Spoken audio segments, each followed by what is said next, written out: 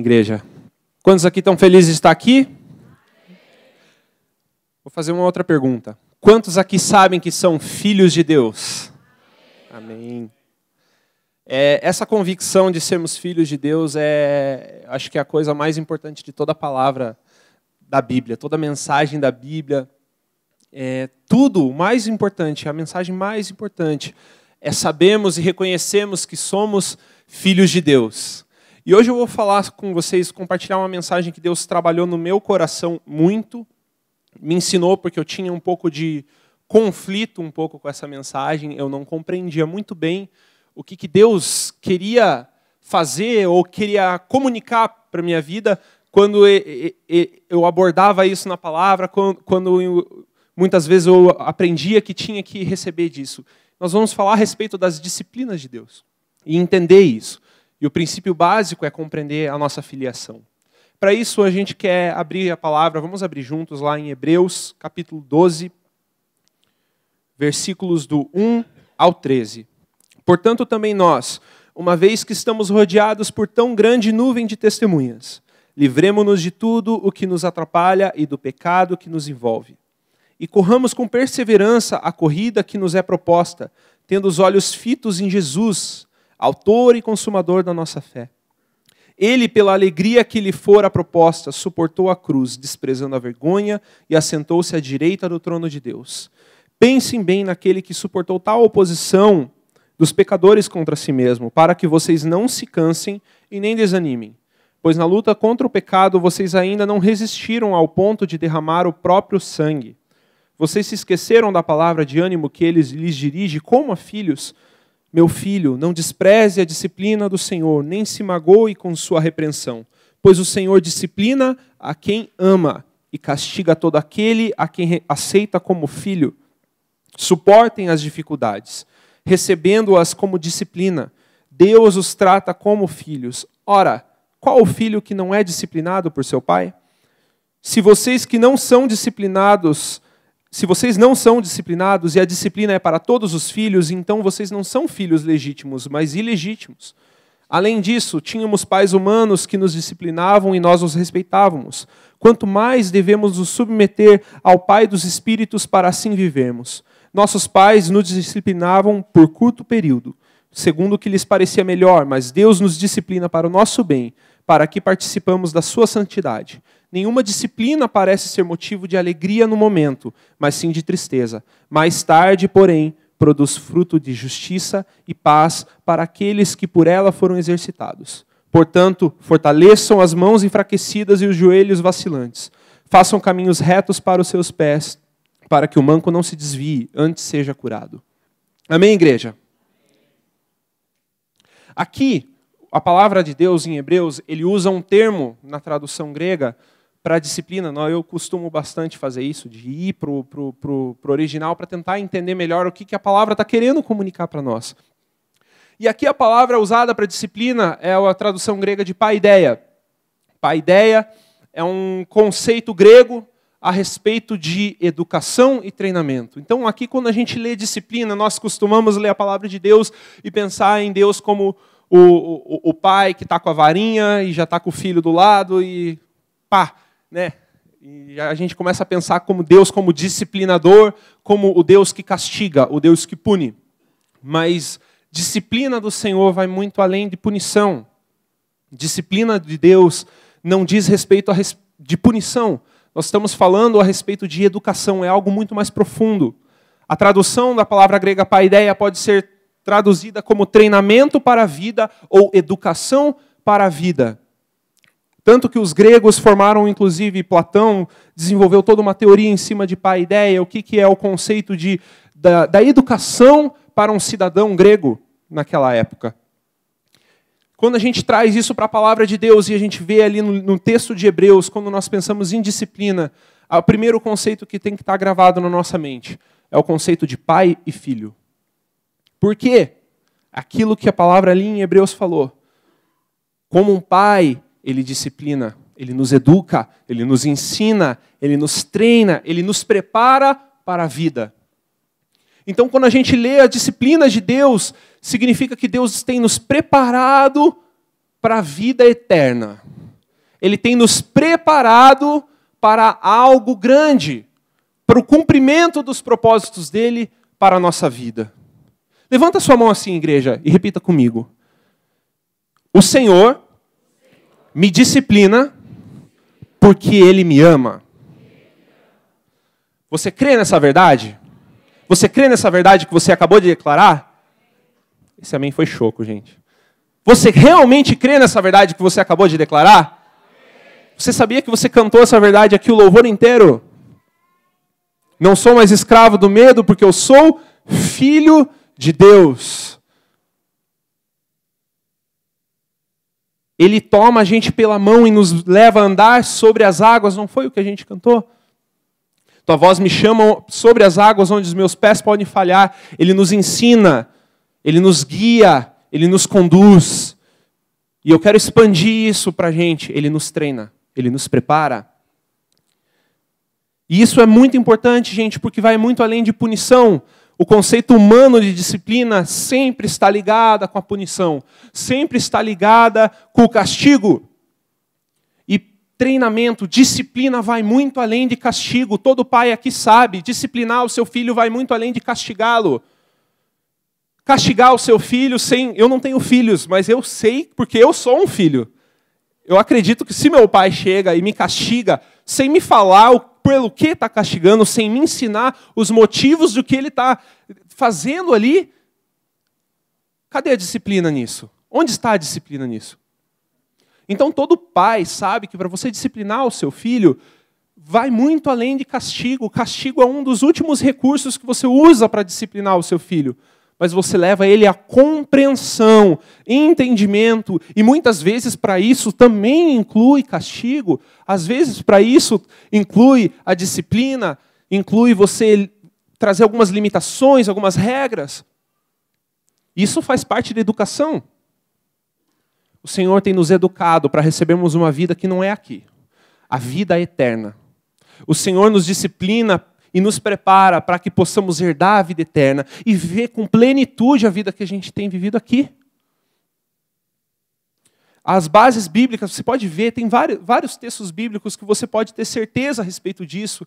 E o autor do livro de Hebreus usou uma palavra que está lá em Provérbios, capítulo 3, do versículo 11 e 12, que ele fala sobre, meu filho, não despreze a disciplina do Senhor.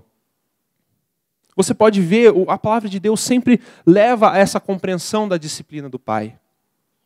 Hoje eu quero abordar aqui 4 grandes áreas em que a disciplina de Deus atua dentro de nós. São 4 grandes objetivos onde o Senhor tenta nos educar. Ele trabalha no nosso coração para que sejamos educados, treinados, preparados para o propósito que Ele tem firmado nas nossas vidas. E eu queria trabalhar esses princípios com você. E o primeiro tópico que nós queremos trabalhar hoje é a respeito do tratamento do pecado e o amadurecimento do caráter. E essa palavra nós podemos abrir ali no versículo 1, o primeiro versículo que nós lemos do nosso texto, ali em Hebreus, que diz assim, portanto, também nós, uma vez que estamos rodeados por tão grande nuvem de testemunhas, livremo-nos de tudo que nos atrapalha e do pecado que nos envolve. E corramos com perseverança a corrida que nos é proposta. Então, algo que é muito importante a gente entender. Ali o autor de Hebreus ele fala, para que a gente possa correr com liberdade e perseverança a corrida que nos é proposta, nós precisamos de nos livrar do pecado e de tudo aquilo que nos atrapalha. O pecado, nós sabemos disso, nós vemos muito isso toda vez que a gente vem na igreja, inclusive quando você não vem na igreja, você ouve a respeito disso, do pecado, do errar o alvo, de entender que o pecado é simplesmente desagradar o coração de Deus e sair do alvo, sair do plano que Deus tem colocado para a tua vida. E ali ele fala, livremo-nos do pecado. Ele faz uma exortação, gente, buscar se livrar do pecado, deixar o pecado para trás, é algo importante para que a gente possa conseguir correr a nossa corrida. Nós sabemos que o pecado produz consequências ao nosso redor. Algo que mesmo sendo causado por nós mesmos, o Senhor utiliza para trabalhar em nós a sua disciplina. E aqui é uma coisa muito importante. Não sei se Acredito que todo mundo sabe que todo pecado, assim como toda ação, tem uma consequência. Todo pecado em si traz em si uma consequência. Mas nós fomos salvos pelo sangue de Cristo. A graça de Deus nos salvou, nos libertou de toda a ação do pecado, e tudo o que nós merecíamos era a morte, queridos. Nós éramos merecedores da morte, éramos merecedores de todos os açoites que Jesus levou. Mas quando Jesus veio, Ele marcou a história naquela cruz, e Ele quis mostrar para nós que foi tudo pago, foi tudo consumado, o castigo, a punição que nós merecíamos foi encerrada ali. A punição foi encerrada ali. Mas aí que está. Nós precisamos entender que o Senhor trabalha em nós com sua disciplina, não porque nós precisamos suprir uma justiça de Deus, porque toda a justiça de Deus já foi suprida na cruz.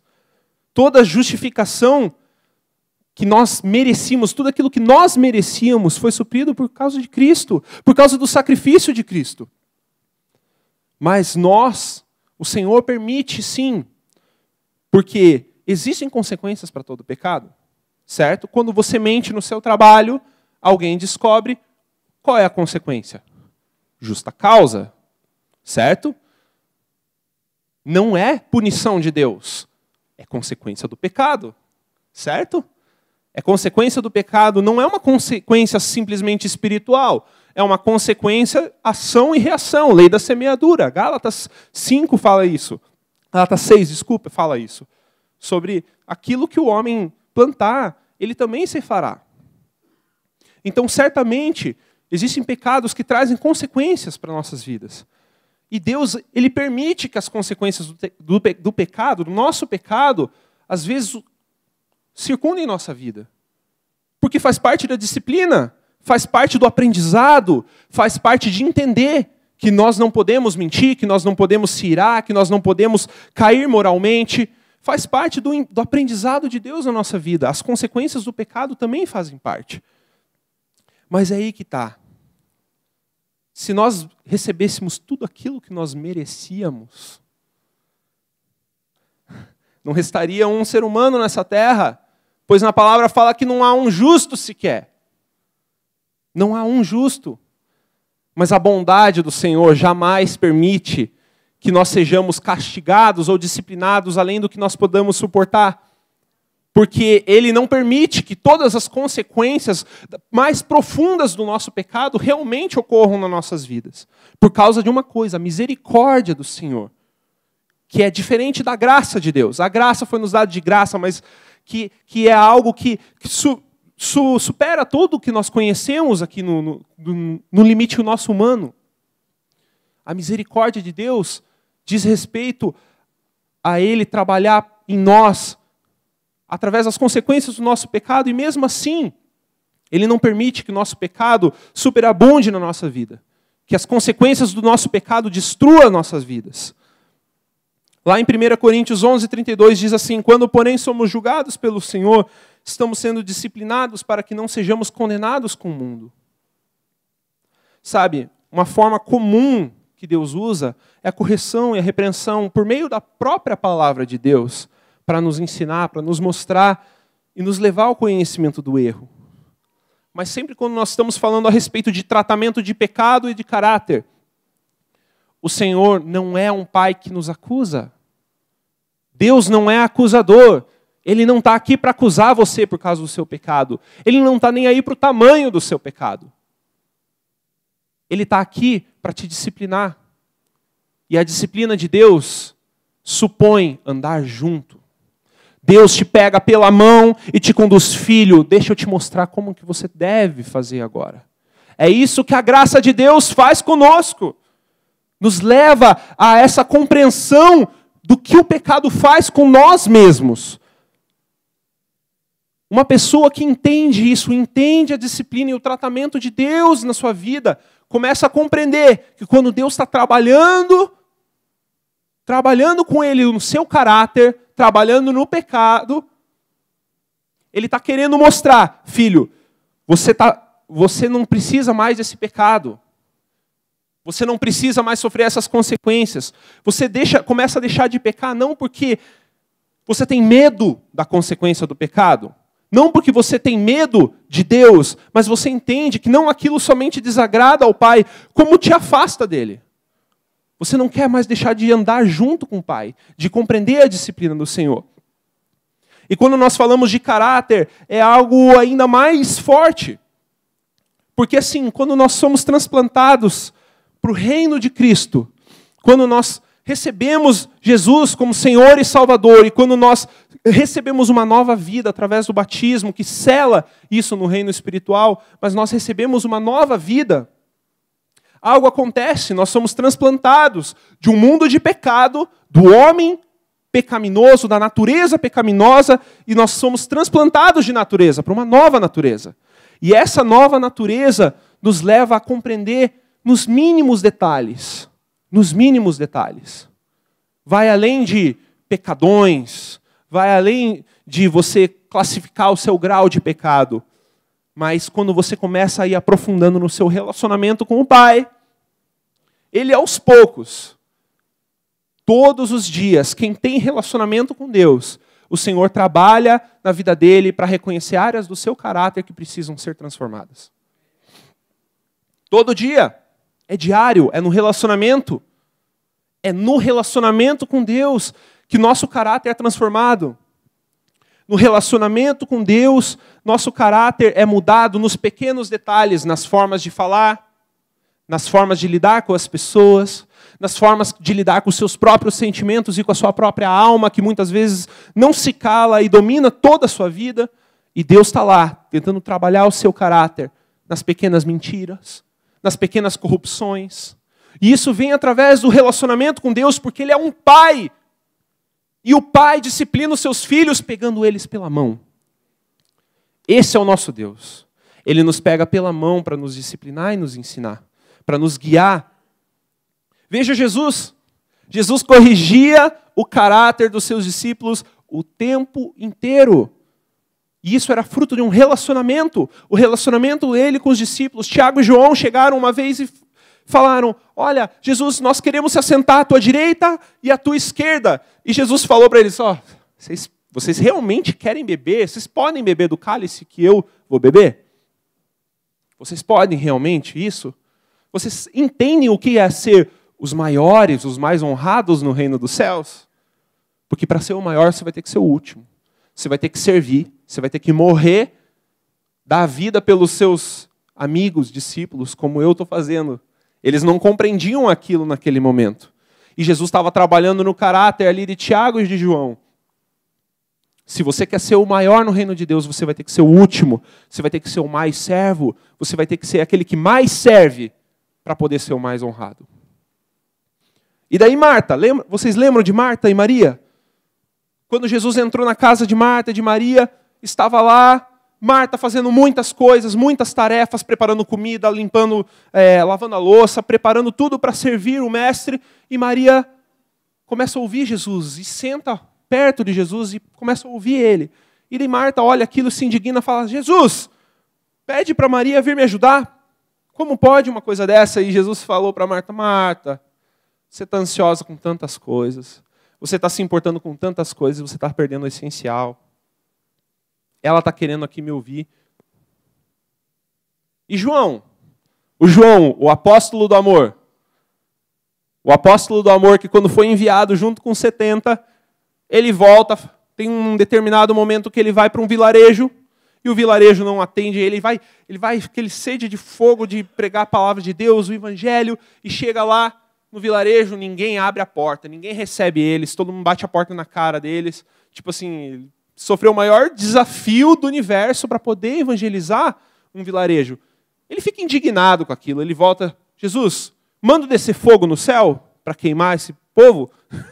Jesus olha para ele: o que você está fazendo? Eu vim aqui para trazer fogo para esse povo? Eu vim aqui para salvá-los. Como que você pode falar uma coisa dessa? Você entende que no relacionamento com Jesus, nosso caráter é trabalhado o tempo todo? O nosso caráter é amadurecido o tempo todo, isso faz parte da disciplina de Deus. E quanto mais profundo na intimidade com Deus nós vamos, mais rapidamente nós vamos perceber detalhes do nosso caráter que precisam ser transformados. Quanto mais fundo na intimidade, mais o Senhor revela para a gente o quanto nosso caráter precisa ser trabalhado. Isso sempre eu lembro daquela ilustração famosa de Michelangelo, quando ele está com um bloco gigante de madeira e ele começa a lapidar uma escultura. E de repente, nessa escultura, dias, semanas trabalhando, e sai uma tremenda escultura de leão, perfeitamente detalhada, com todos os detalhes, e de repente chega um homem e pergunta para ele: como que você transformou um bloco de madeira, de pedra, né? De pedra. Como você transformou um bloco de pedra desse, maciço, em um leão? Como que você faz isso? Isso é um dom maravilhoso. Ele simplesmente falou: simples, eu tiro dessa pedra tudo aquilo que não se parece com um leão. Deus olha para a gente e vai arrancando tudo aquilo que não se parece com Cristo. Esse é o trabalhado caráter de Deus nas nossas vidas. É assim que Deus trabalha o nosso caráter. Ele vai removendo aos poucos tudo aquilo que não parece com Cristo, tudo aquilo que não tem nada a ver com Jesus. E aos poucos, o nosso relacionamento com Ele vai trabalhando isso. Quais áreas do nosso caráter ainda precisam amadurecer? Pense consigo. Você percebe onde Deus tem te tocado para a mudança diariamente? Aqueles detalhes que você percebe, é difícil mudar isso, mas é pequeno, eu sou salvo, eu sou liberto, mas tem algumas coisas que ainda realmente Deus te incomoda a respeito do seu caráter. Algo que precisa mudar, você consegue perceber isso? Nada mais é do que a disciplina de Deus. Nada mais é do que Deus tentando te ensinar, tentando te guiar. C.S. Lewis uma vez escreveu o seguinte a respeito do nosso padrão de caráter. Não se trata de um homem bom que morreu há 2000 anos atrás. Trata-se de um homem vivo, ainda tão homem quanto você, e ainda tão divino quanto era quando criou o mundo, que realmente chega a interferir em seu eu mais profundo para matar em você o homem velho e substituí-lo pelo tipo de alma que ele mesmo tem. Deus quer matar em nós o velho homem e substituir pelo Cristo ressurreto dentro de nós. Amém?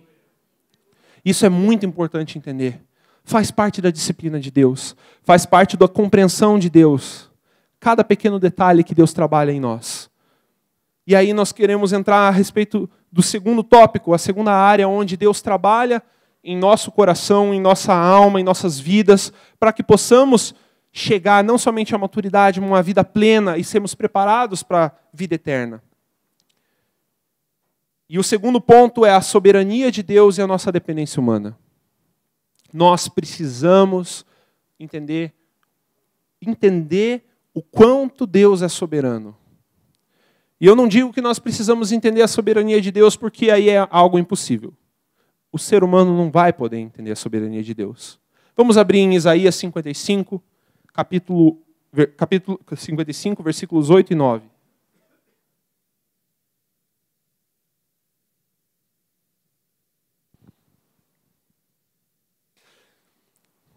Esse texto é muito precioso e diz assim: pois os meus pensamentos não são os pensamentos de vocês, nem os seus caminhos são os meus caminhos, declara o Senhor.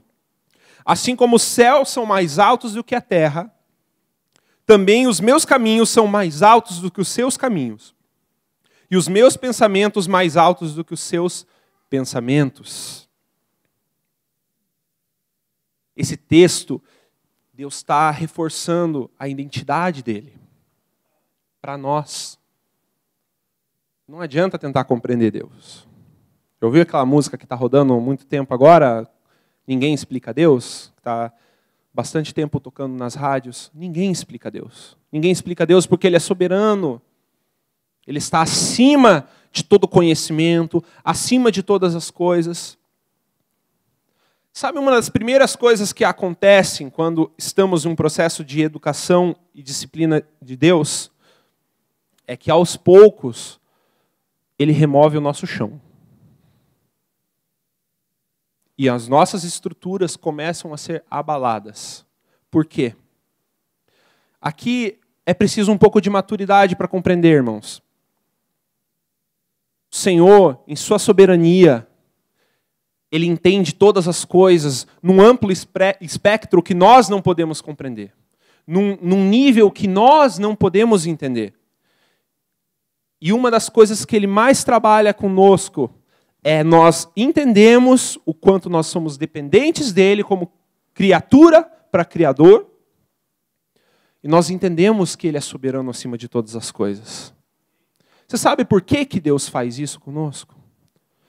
Faz parte do trabalhar, da disciplina e da educação dele, mas por que isso é tão importante? Nós compreendemos. Porque nossa confissão de fé, nós proclamamos que Ele é o Senhor e Salvador das nossas vidas. Sabe o que significa ser o Senhor da sua vida? Significa Ele assumir o controle. Você deixa de assumir o controle, você passa a perder o controle, e Ele passa a assumir o controle. Lá a palavra de Deus, lá em Romanos capítulo 11, versículo 33, diz assim: ó profundidade da riqueza, da sabedoria e do conhecimento de Deus, quão insondáveis são seus juízos, inescrutáveis são os seus caminhos. Reconhecer a soberania de Deus é instantaneamente trazer o senso da dependência humana para dentro de nós e começar a quebra de todo o resquício do orgulho e da autossuficiência. Sabe qual que é a maneira que Deus usa para nos disciplinar nesse momento? É algo que nós precisamos entender profundamente. As provações e as lutas. O Senhor usa das provações, das lutas, para testar o senhorio dEle nas nossas vidas e nos levar à dependência dEle, que vai nos levar para um relacionamento profundo com Ele. Que vai nos levar mais ainda ao reconhecimento da soberania de Deus. A reconhecer que Ele é Deus acima de todas as coisas. Que na saúde Ele é Deus, que na doença Ele é Deus. Que na bonança Ele é Deus e no teu fracasso Ele é Deus também. É reconhecer que quer você esteja bem, quer você esteja mal, quer você esteja mais ou menos, Ele é Deus. Ele continua sendo Deus. Ele continua sendo bom e seu amor durando para sempre. Porque Deus, Ele não é inconstante como nós. Deus é constante. Ele é o mesmo ontem, hoje e sempre. Esse é o Deus que nós servimos. E aí é uma coisa muito importante. Não adianta buscar compreender o alcance da soberania de Deus e os seus porquês, porque vai muito além do nosso conhecimento limitado. Nossa postura no treinamento do Pai é reconhecer verbalmente, mentalmente e em postura que Ele é soberano. E como que nós fazemos isso? Exercendo a fé. A fé é a maior comprovação de que Deus é o Senhor da sua vida. O exercício da fé, a fé prática. A fé que sai da teoria. E nós vamos falar muito a respeito de fé nessa palavra ainda. E é algo que nós precisamos entender. Pastor Luciano Subirá, no seu livro O Agir Invisível de Deus, ele fala o seguinte: esta ilimitada sabedoria de Deus pluraliza a resposta de Deus para cada problema ou obstáculo que o ser humano enfrenta, ao invés de tocar de forma direta a uma única questão. Você pode não entender agora, mas talvez você nem entenda nunca. Mas talvez, em um momento mais lá na frente, você pode começar a compreender o porquê que Deus faz algo agora que você não compreende. Ele é soberano. E é muito importante entender. Nós não vamos conseguir entender o que se passa no como de Deus. Porque nós podemos até saber o que Deus quer fazer nas nossas vidas. As promessas do Senhor e a palavra dEle, as promessas da palavra dEle, afirmam o que o Senhor quer fazer conosco. Agora, o como você pode saber? Salomão, lá em Eclesiastes, capítulo 11, versículo 5, ele descobriu isso. Assim como você não entende a formação do feto no ventre da mulher, assim como você não consegue saber ou conhecer o caminho do vento, de onde vem, para onde vai, como vai, você não consegue ver. Assim são os caminhos do Senhor. Não adianta compreender, tentar compreender. Salomão falou isso. O homem mais sábio que habitou na terra. Então, é uma luta que você vai perder. Não adianta nós brigarmos e contendermos com o nosso Criador. Apesar de muitas vezes, vai chegar momentos na nossa vida que nós vamos entrar em contenda com o nosso Criador. Eu já fui um desses, que questionou a Deus, que entrou em conflito com Ele, questionava o Senhor, até falava cada besteira que se Deus não fosse a misericórdia dEle nas nossas vidas, para não nos consumir ali, se não fosse a misericórdia do Senhor, por cada besteira que a gente fala. Mas sabe, a soberania de Deus é muito além do nosso conhecimento humano. E é isso que é muito importante entender. Por meio das provas, aprendemos a conhecer nossas próprias debilidades e também a fidelidade de Deus. John Nelson Darby disse isso. E aqui entra uma nova competência ao cristão, a importância das provações e aflições da nossa vida. Basicamente, as provações e aflições da vida existem em todos os níveis de maturidade espiritual. Deus quer nos levar à maturidade, ao crescimento, ao treinamento, ao preparo para a vida plena, através das provações e das aflições. Há um tempo atrás a gente ministrou no seminário de louvor a respeito disso. Nós falamos a respeito da canção que os anjos não cantam, que foi uma ministração que marcou muito a minha vida, de um pastor, ministro de louvor da Bethel, que falou que nós temos o privilégio de adorar a Deus em meio à dor, algo que os anjos não têm como, porque eles não compreendem o que é isso. Eles não entendem o que é isso. Eles não entendem a salvação. Eles não entendem o valor da salvação. Só um ser humano fraco, falho, pecador sabe o valor da salvação. Entende o poder da cruz. Os anjos, o papel deles é adorar, dizer santo, santo, poderoso, aquele que era, que é e há de vir. Mas eles não compreendem a salvação. Porque esse é um privilégio que nós, como seres humanos, filhos de Deus, temos o privilégio. Nós temos o privilégio de glorificar a Deus no meio das nossas provações. É sempre uma questão de escolha. É uma questão de postura e de confiança na palavra. Queria dar uma ilustração para vocês. E eu gosto muito de café. E todos os meus amigos sabem aqui que eu sou bem aficionado por café, café expresso, macchiato, cappuccino, todo tipo de café eu gosto. Querido, se um dia você quiser me convidar para a tua casa, tomar um café expresso, tomar um cafezinho, eu penso uma pessoa que gosta de café, sou eu. Gente, o café é algo que me intriga, assim, que é algo que eu acho muito maravilhoso. Não só a bebida do café, que é muito boa, que nos dá energia, nos dá força. Mas, sabe, tem algo muito legal a respeito do café que eu estava meditando. E Deus falou para mim assim, perceba isso aqui.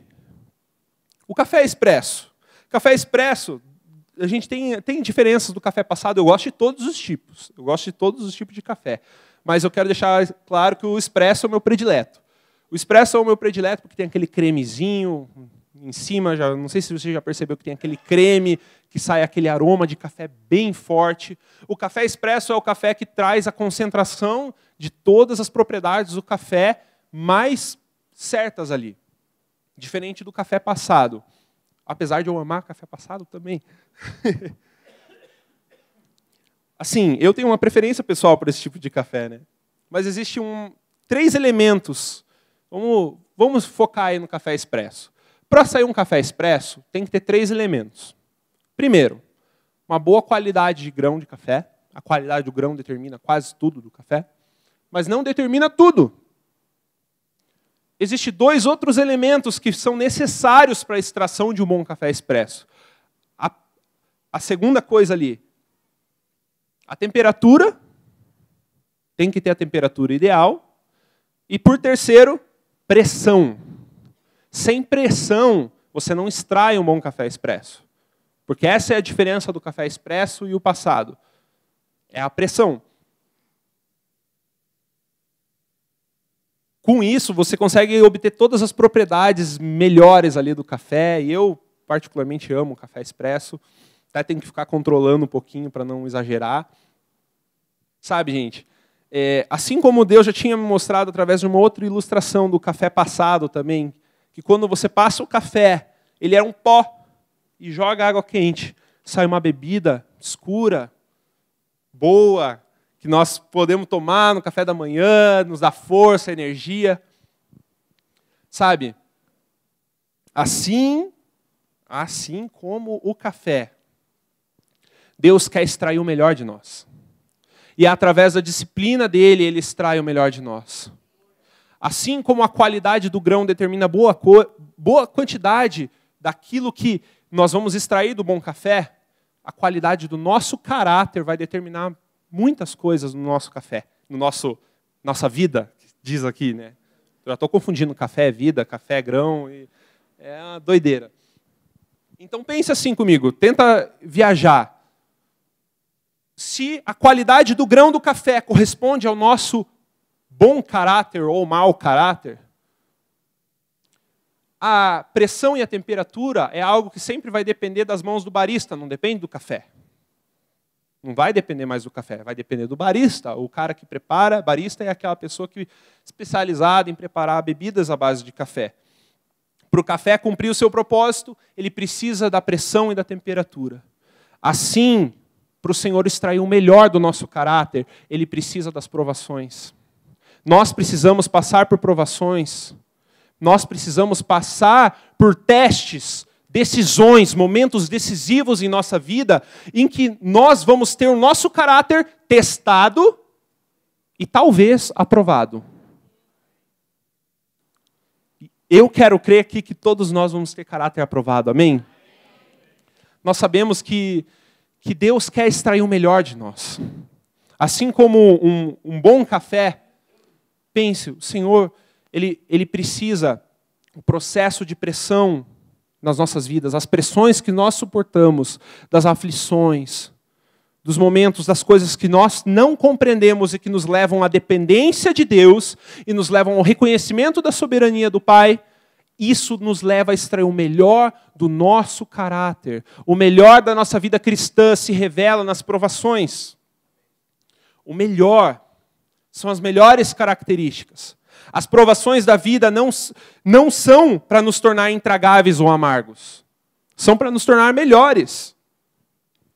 Sabe, quando você está passando por uma provação, por uma doença que você não consegue compreender, por uma perda de emprego que você não tem cabimento e te desestabiliza, eu sei como que é isso, desestabiliza a nossa vida, a nossa mente, e a gente às vezes fica perdido, e várias outras situações que Deus pode proporcionar, perdas irreparáveis, coisas que nós não conseguimos compreender.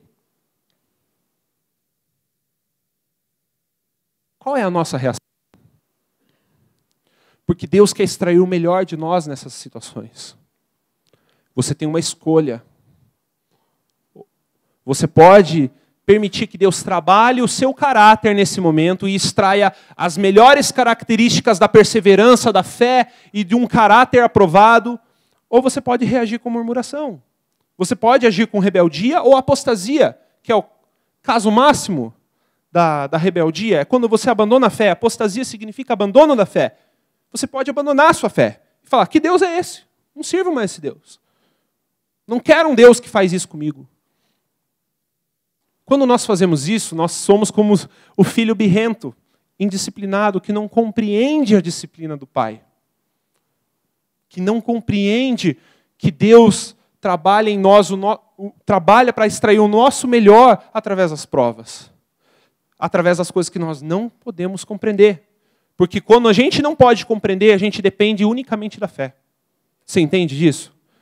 Porque quando você não compreende nada, você não entende mais nada, com o seu raciocínio, você tenta de toda maneira compreender o que Deus está tentando fazer. E você não compreende, você depende do que somente? Você depende da fé. Tua fé está onde? Onde está a nossa fé? No que nós temos baseado a nossa fé? Nós precisamos entender isso. E mais importante, é nós cremos com convicção naquilo que diz a palavra em Romanos 8, 28. Que todas as coisas cooperam para o bem daqueles que amam a Deus e que andam de acordo com o seu propósito. Todas as coisas, queridos, as nossas vitórias, os nossos fracassos, as nossas bênçãos, as nossas tribulações, cooperam para o nosso bem. Cooperam para o nosso bem.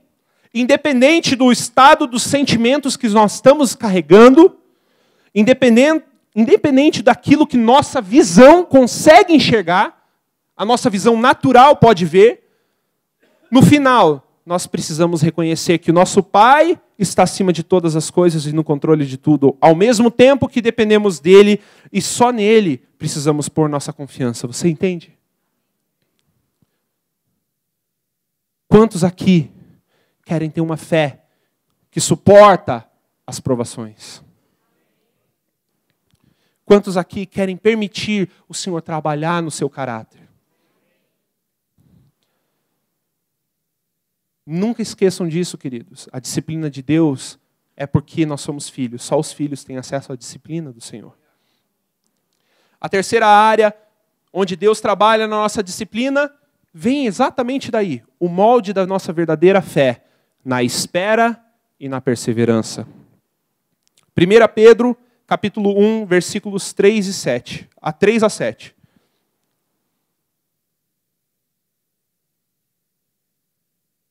Diz assim: Bendito seja o Deus e Pai de nosso Senhor Jesus Cristo. Conforme a sua grande misericórdia, Ele nos regenerou para uma esperança viva, por meio da ressurreição de Cristo Jesus dentre os mortos. Para uma herança que jamais poderá perecer, macular-se ou perder o seu valor.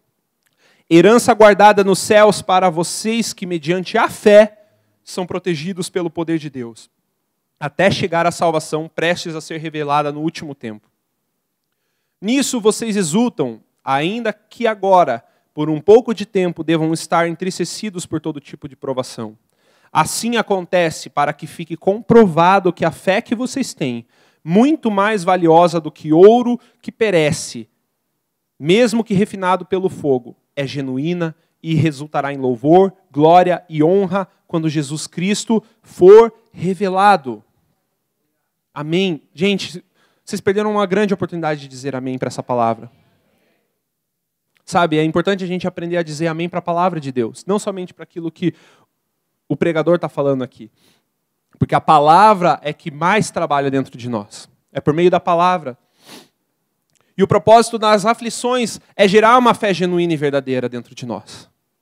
Uma fé que não é morta, que tem obras que comprovam a garantia de uma fé genuína. João Calvino disse isso. Nossa fé só é verdadeiramente testada quando nos vemos enfrentando grandes conflitos.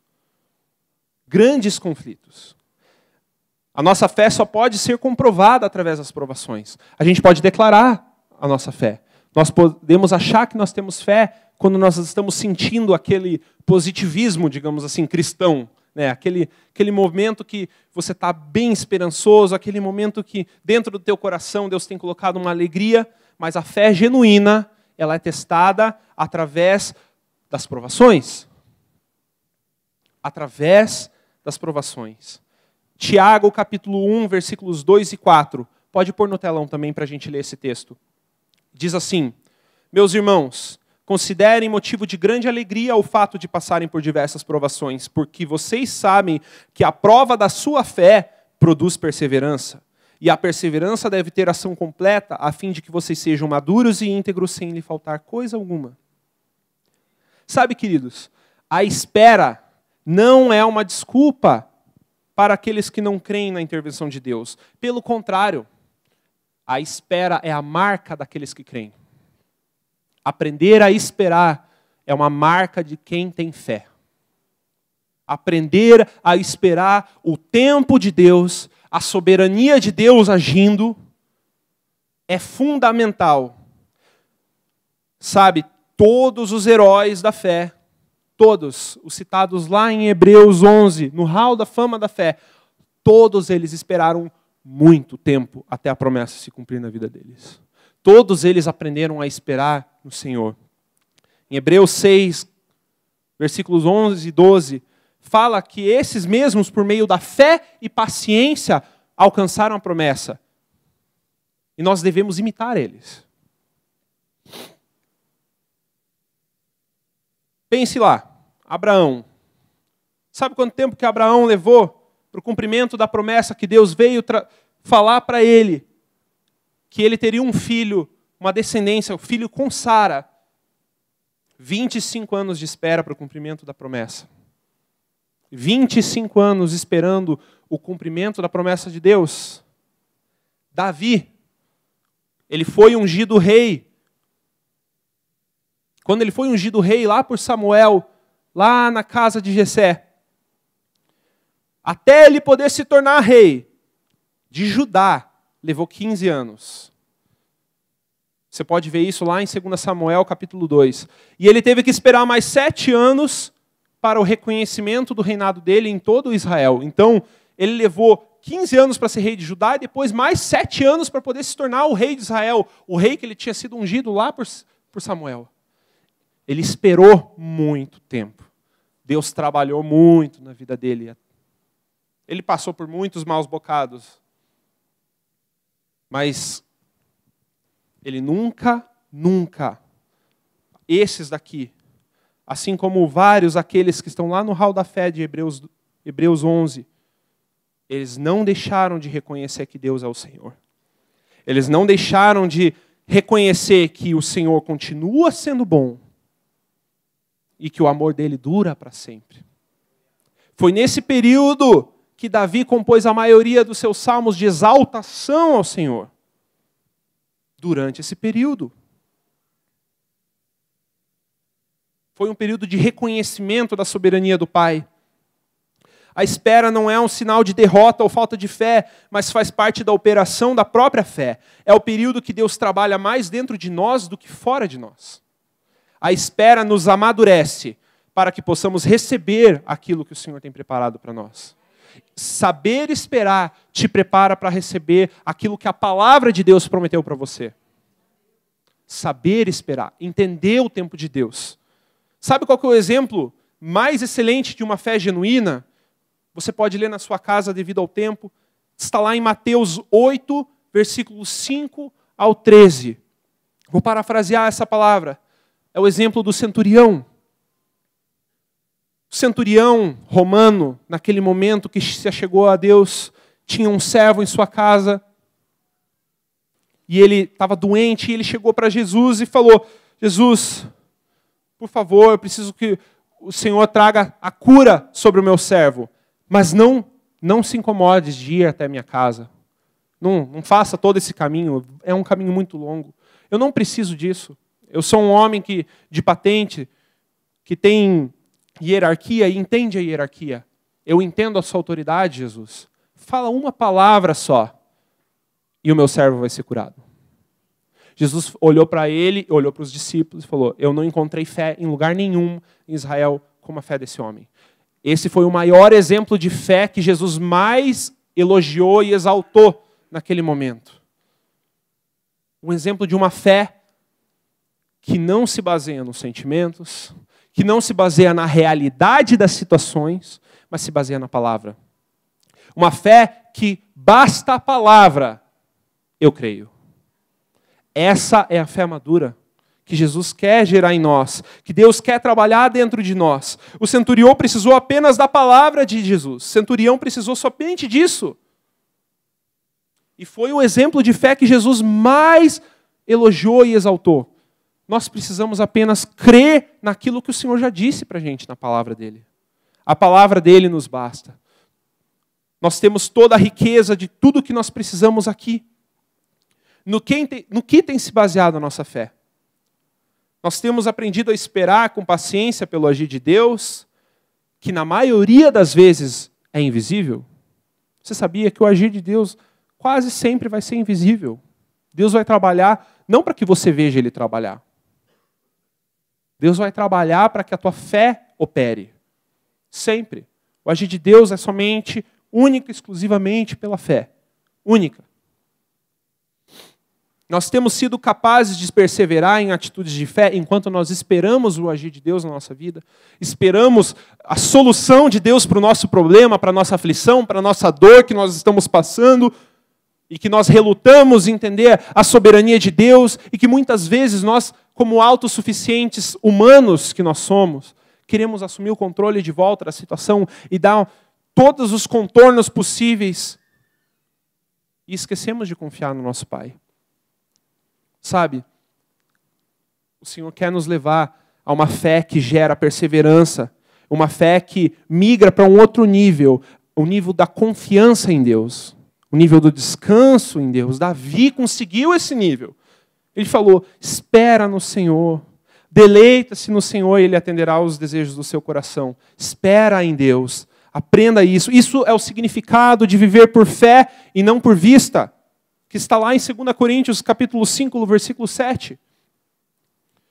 Essa é a fé que Deus quer gerar dentro de nós. A fé que aprende a esperar, a fé que aprende a perseverar, a fé que entende a soberania do Pai e deixa ser trabalhado pelo Pai, até o momento que o Pai falar, filho, aqui a promessa que está, que eu te prometi. Você está pronto para receber. Você está pronto para receber aquilo que eu, na minha palavra, declarei para você. Amém, queridos? E por último, para a gente já encerrar, a transformação para a mentalidade do reino. Queria abrir em Colossenses capítulo 3, versículos 1 ao 3. Pode pôr no telão também. Portanto, já que vocês ressuscitaram com Cristo, procurem as coisas que são do alto, onde Cristo está assentado à direita de Deus. Mantenham o pensamento nas coisas do alto e não nas coisas terrenas, pois vocês morreram e agora a sua vida está escondida com Cristo em Deus. Amém? A quarta área, o quarto objetivo do Senhor ao nos disciplinar é nos levar a transformar a nossa mentalidade para a mentalidade do reino. Mateus 6, capítulo 6, versículo 31 ao 33, você pode ler na sua casa depois. Jesus discorre a respeito, por que vocês se preocupam com o que vestir, com o que comer, com o que fazer? Os pagãos se preocupam com essas coisas. Busquem em primeiro lugar o reino de Deus e a sua justiça, e todas essas coisas lhes serão acrescentadas. O Senhor costuma tirar o nosso chão e nos levar a depender dele, para que a gente possa ter essa mentalidade aqui. A mentalidade do reino. A mentalidade de que Ele é aquele que supre tudo o que nós precisamos. Ele é que nos guia. Ele é o Senhor das suas conquistas, querido. Não é no teu braço. Não é porque você é apenas diligente ou inteligente que você conquista as coisas na sua vida. É porque o Senhor, em sua misericórdia e graça, sua infinita graça, te amou e proveu na tua vida. E no momento que esse entendimento, você como filho de Deus, esquece isso na sua vida, tenha certeza de que Deus vai abalar suas estruturas. Porque Ele vai te levar à dependência novamente. A palavra de Deus nos diz isso. Que Ele sempre vai nos levar a depender dEle, não depender de nós mesmos. Sempre nos levar a depender dEle, do Pai. Ele quer nos carregar, Ele quer nos guiar como o pai guia um filho, segura pela mão e nos leva até o propósito que Ele tem para nossas vidas. Toda vez que Deus passa com o fogo na palavra de Deus, quando a gente vê provações com fogo na palavra de Deus, são apenas para consumir aquilo que é consumível, abalar aquilo que é abalável em nossa vida. Toda vez que somos abalados de alguma maneira em que o Senhor permite sua disciplina, Ele nos puxa da mentalidade humana, que prioriza as coisas do nosso dia a dia, apenas para a nossa vida terrena, e nos traz para a mentalidade das coisas eternas, dos princípios e valores do reino. A gente percebe isso, sabe quando? Quando a gente vai num velório. Quando a gente enxerga o fim das coisas. No fim das coisas, principalmente as pessoas próximas do falecido, pouco vai importar a roupa do falecido, as posses do falecido, as graduações do falecido, o quanto ele era inteligente ou não era inteligente. O que vai importar no leito de morte do falecido? O que as pessoas vão pensar? O que mais importa para as pessoas naquele momento? Qual é o legado que ele deixou? Qual é o legado que ele deixou? para sua família, para a vida, para os seus amigos, para o mundo? Qual é o legado? No fim, isso é tudo o que importa. Romanos 8, 35 ou 37 diz assim: quem nos separará do amor de Cristo? Será tribulação, ou angústia, ou perseguição, ou fome, ou nudez, ou perigo, ou espada? Como está escrito, por amor de ti, enfrentamos a morte todos os dias. Somos considerados como ovelhas destinadas ao matadouro. Mas em todas essas coisas, nós somos mais do que vencedores por meio daquele que nos amou. Você sabe o que é ser mais que vencedor, querido? O cristão tem uma mentalidade muito errada do que é ser vencedor. Nós precisamos entender o que Paulo quis nos dizer nesse texto. Na fome, na nudez, na espada, o que vai nos separar do amor de Cristo? Paulo falou, mas em todas essas coisas, na fome, na nudez, na espada, na angústia, na tribulação, na perseguição, passando por todas essas coisas, nós somos mais do que vencedores por meio daquele que nos amou. Por causa de Cristo. Cristo nos torna vencedores em todas essas situações. Em todos esses momentos. Isso é ser mais que vencedor. Enquanto Satanás às vezes tenta nos tirar algo, tentando fazer com que o nosso coração egoísta se volte para Deus, uma perda material, o Senhor, por sua vez, permite que isso seja temporariamente tirado. Até que o nosso coração aprenda a não se apegar a isso mais do que a Deus. O Senhor lida com todo apego excessivo que temos às coisas terrenas e nos ensina a termos os olhos nele. Isto é sermos mais do que vencedores. É sermos tratados por Deus, passarmos pela prova e ao chegarmos no fim da adversidade, chegamos numa situação melhor do que quando nós entramos. Para se ser vencedor, tem que ter uma luta. Não existe o conceito de vencedor sem luta. Não existe. Não existe omelete sem os ovos, como diz o pastor Marcos, né? Não existe. E aí que está. Ser mais do que vencedor é aquele que, após o processo da luta, quando vence, se aprimorou no caráter, se aprimorou, chegou mais perto de Cristo, aumentou o seu relacionamento com Deus e se tornou mais maduro. E venceu uma prova. Isso é ser mais que vencedor, querido. Mais que vencedor não é ser inabalável. Mais que vencedor não é ser o invencível. Se não teve luta, você não é vencedor. Só é vencedor quem tem luta. Ser mais do que vencedor é quando a luta te torna melhor. Isso é ser mais que vencedor. Quando você passa pela aprovação e se você se transforma numa pessoa muito melhor do que você era quando você entrou. Isso é ser mais que vencedor. Aonde a nossa mente tem se dedicado com as preocupações da vida, os bens materiais, as conquistas pessoais ou os valores do reino de Deus? Qual que era a tua visão, querido, de ser mais que vencedor? O que é ser mais que vencedor para você? Nós precisamos compreender isso. O Senhor usa do silêncio, da aprovação e da espera para gerar em nós a mentalidade que põe em primeiro lugar o reino de Deus e sua justiça. E tudo que lhe diz respeito. Pensamentos em princípios eternos, na importância das vidas, dos relacionamentos, em detrimento das coisas e nossas conquistas pessoais. Deus quer colocar nossa mente focada naquilo que Ele quer que seja focado. Naquilo que a palavra de Deus diz. Nesse reino aqui, nesse plano, nós fomos transplantados do plano natural para um plano espiritual. Nós somos transplantados da vida velha para uma nova vida. Aquilo que a gente leu em Colossenses é porque nós somos comprados em Cristo, nós somos vivos, vivemos uma nova vida em Cristo, nós temos que pensar as coisas do alto, não as coisas da terra. Mentalidade na eternidade.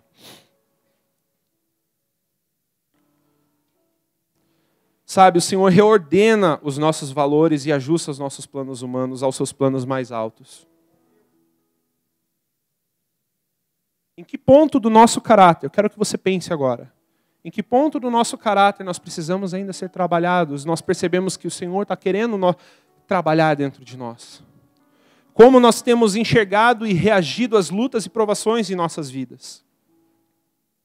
Nós temos reconhecido a soberania do Senhor em todas as situações? Como é a nossa fé? Ela depende das circunstâncias, ela depende do estado emocional que nós estamos, ou depende apenas do que a palavra diz? Deus tem mudado a nossa forma de pensar? Onde estão os olhos da nossa alma? Nas coisas dessa vida passageiras ou nos valores do reino de Deus que são eternos?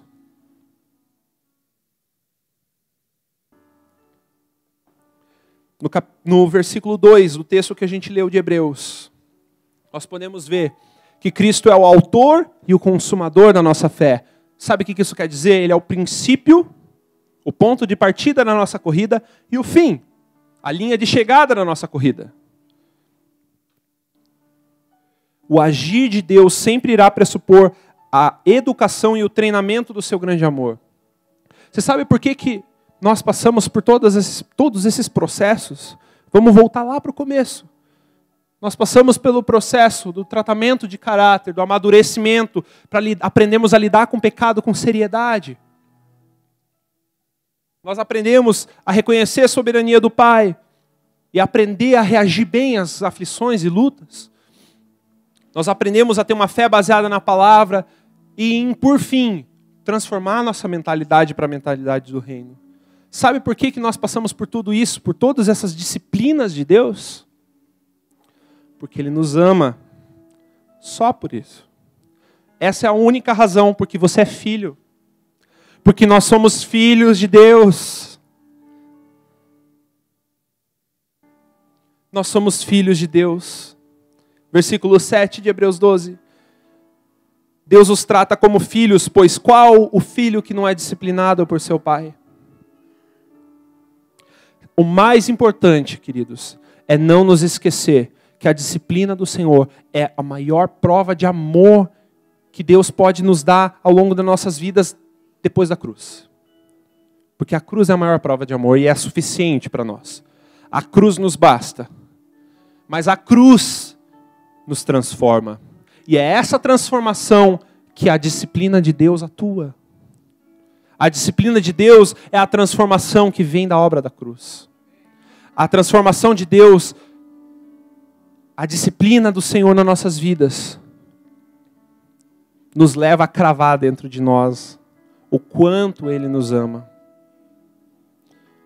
O Senhor disciplina aqueles a quem ama. Apocalipse 3, versículo 9 diz isso. O Senhor disciplina aqueles a quem Ele ama. A quem Ele ama. Feche os seus olhos, querido.